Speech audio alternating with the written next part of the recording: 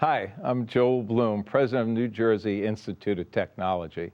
At NJIT, we believe that not only our students, but all citizens need to be informed about the issues facing higher education. As New Jersey's Science and Technology University, NJIT is proud to support the important programming produced by the Caucus Educational Corporation and their partners in public television. Funding for this edition of One-on-One with Steve Adubato has been provided by New Jersey Natural Gas, proud to support education in our communities. Meridian Health, New Jersey Manufacturers Insurance Group, auto insurance, homeowners insurance, and banking under the principle of stewardship. The law firm of Gibbons PC. Cohn Resnick, providing accounting, tax, and advisory services for more than 90 years. And by TD Bank. Promotional support provided by The Star Ledger and NJ.com, Everything Jersey. This is One-on-One. When you first heard that they were doing Charlie Rose and Gayle King, didn't you go, what? People like laughing at others, so I don't mind if the other is me. See, you go right into the character. That's what it is. I'm bringing families together a half an hour each week. Man, I'm doing something special. And so I do feel successful.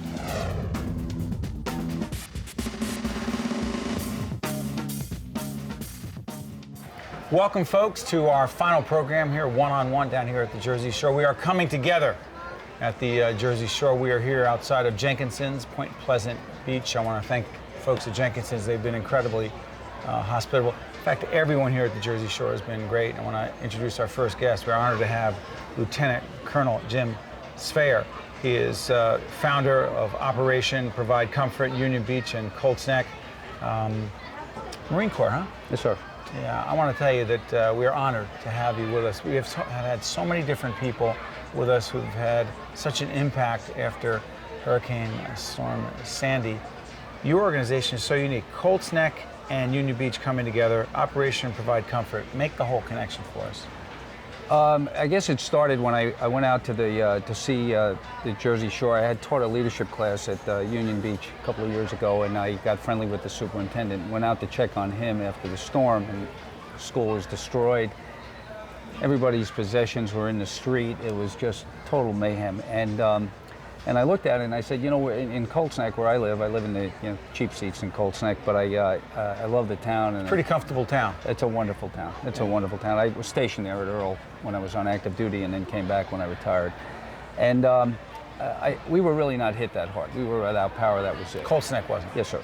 So I said, you know, I think what we really need to do is, and then I drove down the shore and I went to the Monmouth Park and saw the people living in tents, and I was kind of surprised by that, and advocated with our sheriff and our prosecutor to get people into Fort Monmouth, and we managed to get that done.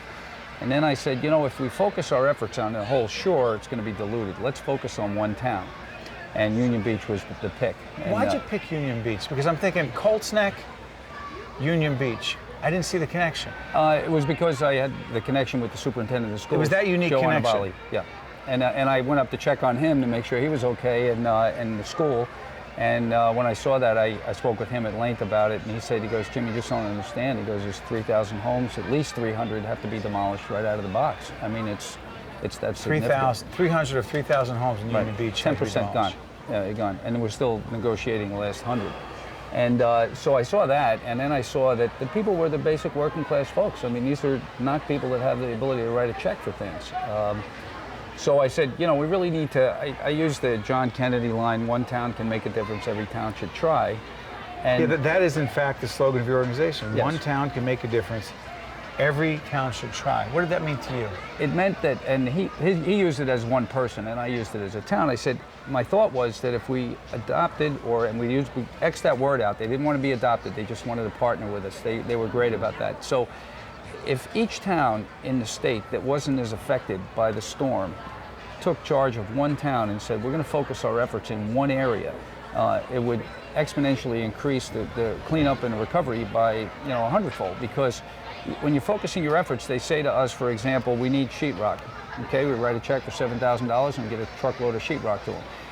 It's what they want, not what we think they need. And in a lot of cases, people are focusing on what they think they need and just sending stuff. And that was the way it was in the beginning. Everybody just wanted to help, so you were getting all these things that, we had 1,000 of one kind of diaper instead of, targeting it to specific needs. So, What kind of impact have you had in Union Beach?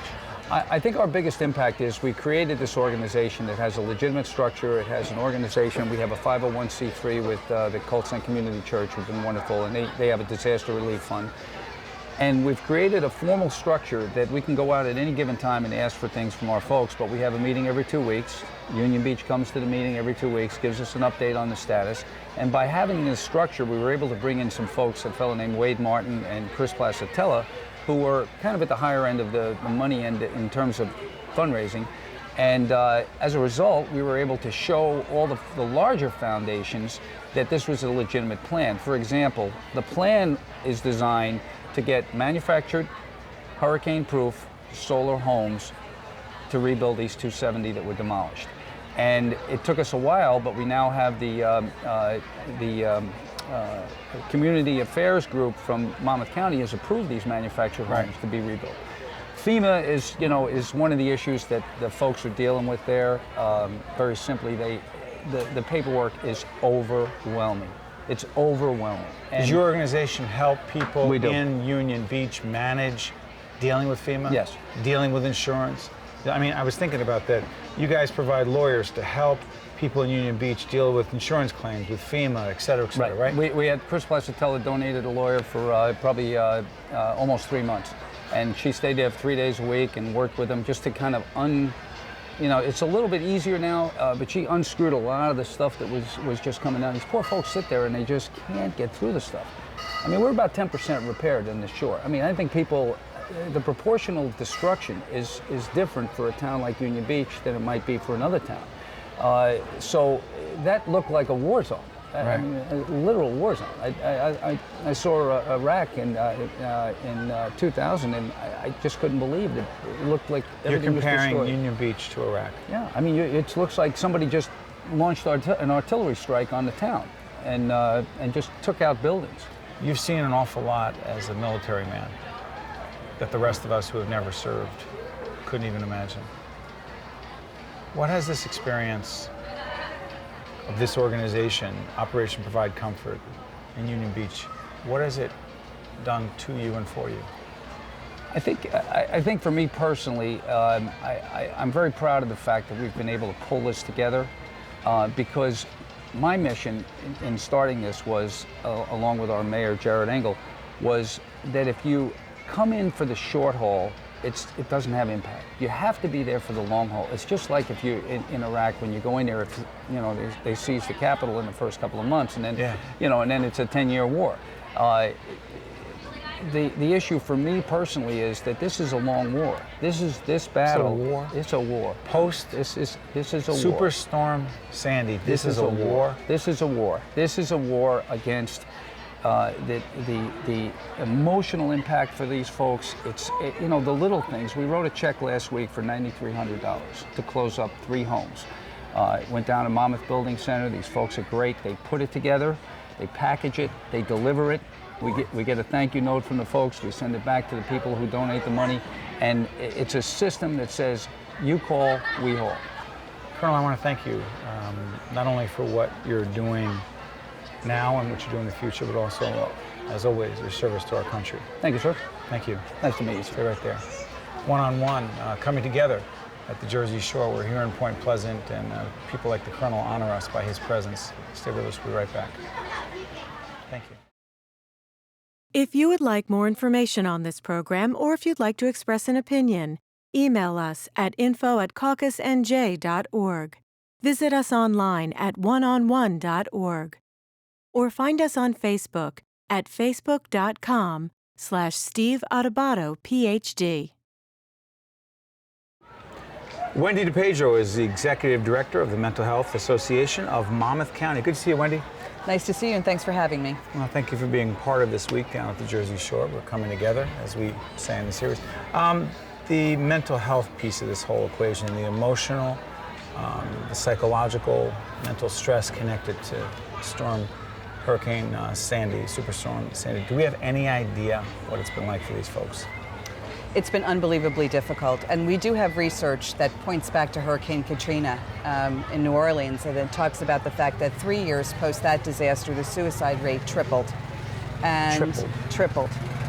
And so much of what we're trying to do here is get ahead of that curve and make sure that we put the mental health services in place that need to be put in place so that people get help early before their lives just become overwhelming. We're putting up the information for your organization. We've been doing that throughout this week. This is the last program, the final program this week down at the Jersey Shore, and we hope that you have not only enjoyed, but more importantly, learned from and have taken advantage of the information up on the screen.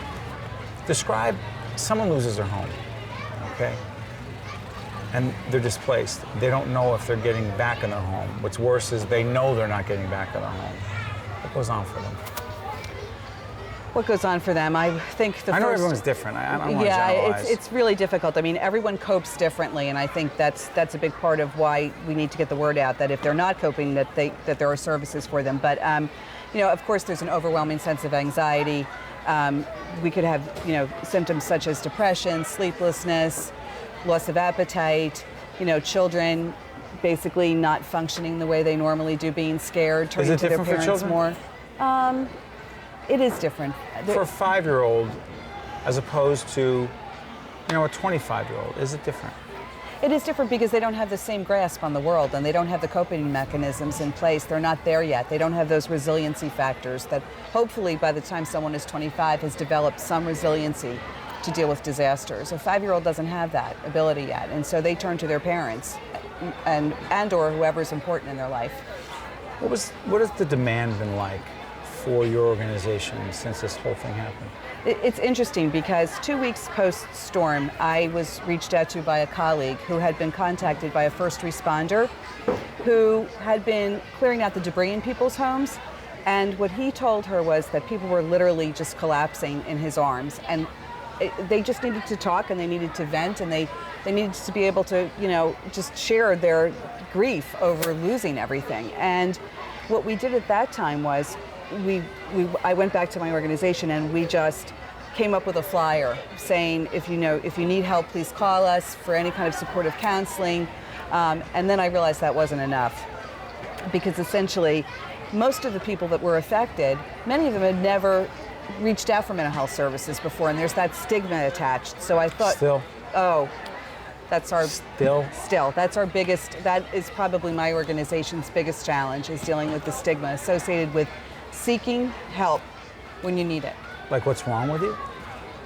That's the stigma. Well, yeah, it's kind of like it's mental. Even you lose your home. Right. You don't know if you're coming back. Your life's turned upside down, and you don't deal with it well, and you need mental health services. There's a stigma with that. There still is. There still is. And so what we tried to do is we tried to reach out to licensed therapists in our county, countywide, and we did. We put a call out, and we asked them, if we give out our number and people do call, would you be willing to meet with them outside of your traditional mental health setting? Would you go have a cup of coffee with them at Starbucks or, you know, go to their home? Sure. Potentially. They responded. We ended up with 70 licensed therapists that came forward and said, yes, we will help in any way, shape, or form. This was within 4 weeks after the storm. We had no additional funding. We had no grants at that time. And people just came out and said, yes, we would do it. And so for free? For free, for free. They didn't ask, what am I going to get paid? No. What's the deal? No. Nothing, no. Just to help. We were flooded by the response of the therapists that came out to provide services. It was really very, very, I think one of the most heartfelt things I've seen in my career. Later on, you did get some support. We did. Talk about that. We got an unbelievably generous grant from the Robin Hood Foundation. After the 12-12. They're pretty great. Tell everyone, oh, I'm sorry, the 12-12 concert, right? Right. After the 12-12 concert, we applied for funding when we knew that there was a lot of money out there, and they were wonderful. You know, I guess we applied in December. We had the money by January, and that allowed us to now pay those therapists that were willing to volunteer their time initially. Now we can pay them past 4 free sessions. They're still doing 4 free sessions, and if they go past the 4, then we pay them for an additional 2, and we give them a stipend out of the money from the Robin Hood grant. and we were able to hire someone to coordinate it because it was starting to the numbers started to grow.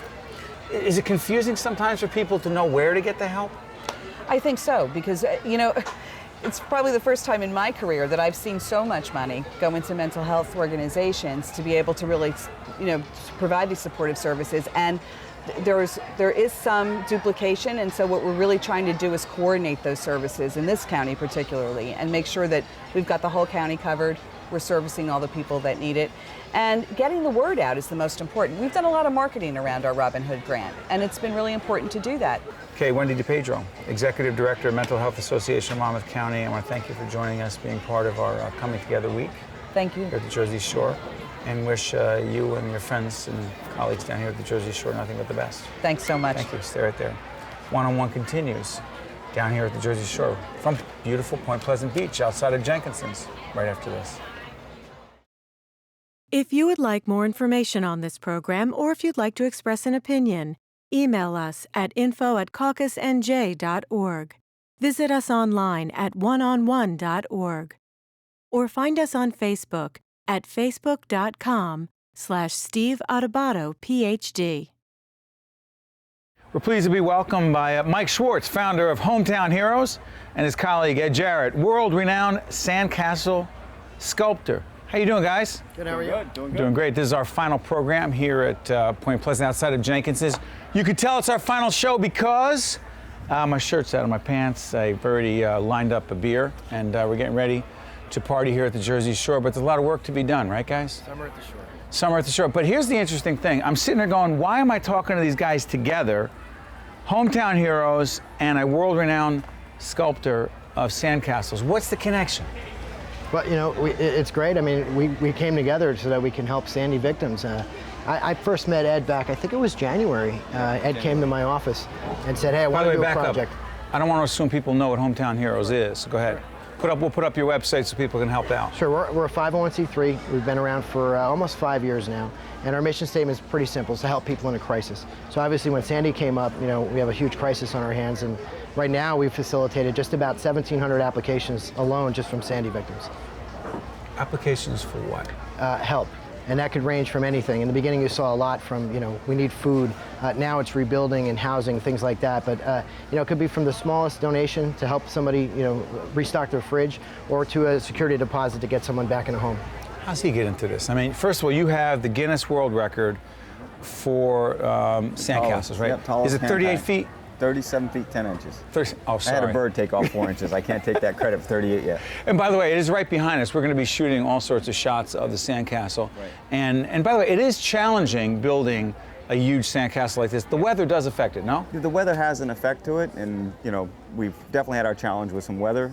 This one was much more impacted by vibration. While we were packing the box, what I didn't take into consideration is we're rebuilding the boardwalks, and they're driving the pylons, and we had a bunch of vibration that has settled my sand. And we've got cracks all the way down through. So that was something that we just didn't expect. Sorry for interrupting. Help people understand, what is the benefit of Ed breaking his own world record for the tallest sandcastle and your organization? Sure, Make the connection. it's a tourist attraction to raise some money for those folks who need it. We get a lot of people that come through our offices on a daily basis, and they have a lot of ideas. So when I first met Ed and he said, I want to build the world's tallest sandcastle, I did a double take and said, who's that? Wait, hold Ed. on. When Ed You came in and said, let's do this. Let's start right from the very start. I have a friend of mine that I went to college with, became a best friend. He has lived in Point Pleasant Beach all of his life. He now lives over in Island Heights.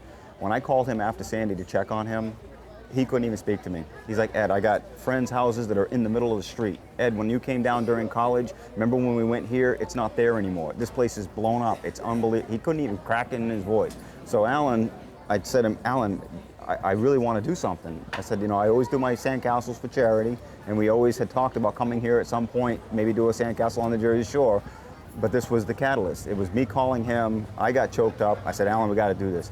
Alan's the one who said, I know right where we can do a sandcastle, this spot right here. Got to know the owners here, and we talked with them. Jenkinson's, the owners came out. They said, absolutely, this is the spot for it. Then we were looking for a charity to get involved with, because we had to put this together pretty quick. And that's where we got from the people here at Jenkinson's as well as other people. Alan, Hometown Heroes. Hometown Heroes is the one that I kept hearing.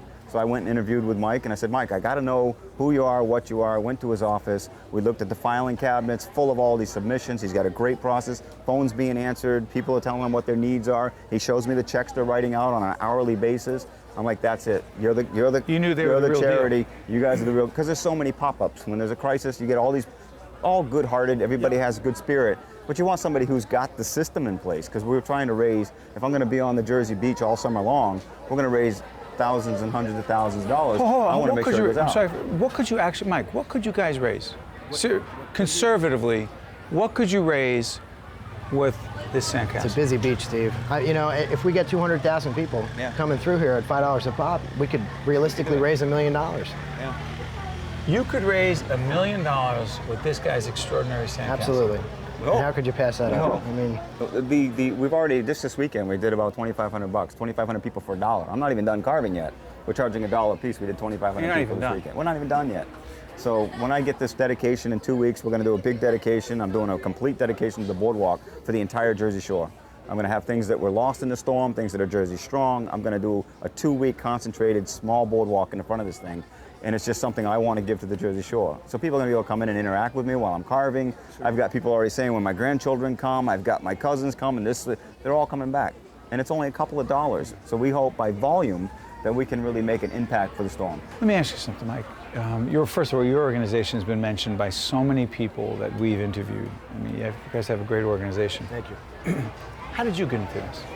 I actually started this over a lunch conversation almost 5 years ago. And being involved in different charities throughout the years, Rotary, police department, things like that, you know, I was running about 7 different fundraisers a year for different people. It could have been the kid down the street who got sick. So we came up with an idea, an all-encompassing idea to start Hometown Heroes. The idea is not us. We're not the heroes. It's people like you who step up in the community. No, not like us. Well, we feature those people. It's people in the community who step up to be heroes, to say, hey, I want to do something to help. So that's the idea. It's to give people a catalyst to help people. And like I said, our mission statement's pretty simple. It's to help people in a crisis. So people go on the website right now. How can they help? Is that what you want from them? Sure, we need a lot of help. I mean, with 1,700 applications, we still get behind. With people like Ed stepping up in the community, you know, hopefully we can fund all those people. We don't have the type of money to rebuild houses. We wish we did. But in the meantime, you know, we still have people living in hotels with kids who can't go back to their homes, and we'd like to get them some help, or whether it's a security deposit or rental assistance, things of that nature. So if they go to the website now, there's a donate button. They can donate directly to us. Businesses in the community want to step up and do a project, we're happy to work with those companies. But anything we can do to, this is a 10-year process. This isn't an overnight fix. Absolutely. People who say, hey, when's it going to turn around? They're looking for the quick fix. Now, you know, we do so much media on the boardwalk's back. The boardwalk is fixed, the businesses are open, and that's great. We need people down here to support our economy. But the reality is, when you drive through Seaside Park, those homes that look fine might be fine on the outside, but on the inside, they're still gutted. And these are people trying to figure out if they're in a V zone now, if they have to raise a few feet. It costs a lot of money to do that, and that's thousands of homes throughout our communities. Where'd you grow up? Tom's River. Where'd you grow up? Yeah, I'm up in Wiscasset, Maine. What do you think it is about the Jersey Shore? I mean, it's the last interview we're doing in this one-on-one series down at the Jersey Shore, and we met some really terrific people who are doing important things, and some people have lost their homes, and I know we've barely scratched the surface, but what do you think it is about the Jersey Shore, the people of the Jersey Shore? It's a unique community. The Jersey Shore is great. I've lived here all my life. You know, we have everyone that comes into town to see it in our summers, and you know, in the winter it gets a little desolate. You know, everybody wants to hang out here. It's beautiful. It's a great place to grow up. It's a great place to live. It's a great place to come visit. And you know, the people really are what make up this community. And you know, we're all Jerseyites here, and you know, we support each other. So. Now you're from Maine. Yeah. What do you see down here? It's kind of unique for me because I did 2 castles in Maine, did 1 in Connecticut. They've all been for charity. I also did this one. And I will tell you, it's almost like I'm one-upping the experience. That's why I keep doing these castles for charity. I don't want to make any money off the build. I want the community to be able to benefit when I do these sculptures. I enjoy doing them so much. But what I found with the people here in Jersey compared to the Maine, compared to what I did in Connecticut, the overall satisfaction or enthusiasm that came through the door. We had 2,500 school children, the most skilled children I ever had work on these things. Came in so enthusiastic about just doing the sand, the buck. They were like, this is so great, we're doing something to help the community. They've been looking for something. Everybody's like, well, you're going to be getting volunteers to help you build a castle. I had people questioning, we need to get houses gutted and things like that. I said, what you need is family time. We had families with little kids, infants, strollers sitting aside while mom and dad were helping put buckets in. We had children to grandparents working off the scaffolding. Grandpa's way up there, we have children down here, and they're passing the buckets up through generations of family members. So to me, it was the building of a family, and the kids were working with each other, the groups that we had coming in, Boy Scouts, Cub Scouts, Daisies, Brownies. They were just so excited. Now they're coming back, and they're like, I was part of that. I helped build that. Absolutely. By the way, what is it about sandcastles, and what's that thing hanging out of your ear? This is my straw that I use to blow off the sand. So I've got my holster on. You guys pulled me off the site, so I'm still equipped. In your holster has... Yeah. This has got about 4 or 5 tools I use on the castle. And the sand is part of your thing? The sand is it. Excuse me, the straw is part of... Yeah, the straw is I just blow off the detail. So this is my, tribute to Dunkin' Donuts, the best straw you can get. Sorry, guys, it's a plug. But that's all right, man. I met the president with it, so I was like, I got to kind of keep it now. You met Obama with it. What was that like, real quick, 20 seconds? I tell you what, that was the most humbling experience, but I was so honored to have him be interested in the castle. First thing out of his mouth, he walks up, he sees the pictures, sees the big box.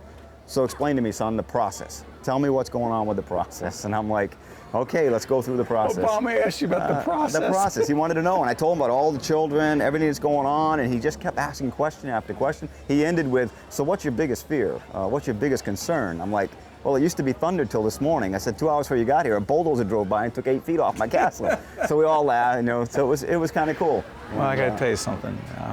Both of you guys are making a big difference. You don't need me to tell you that.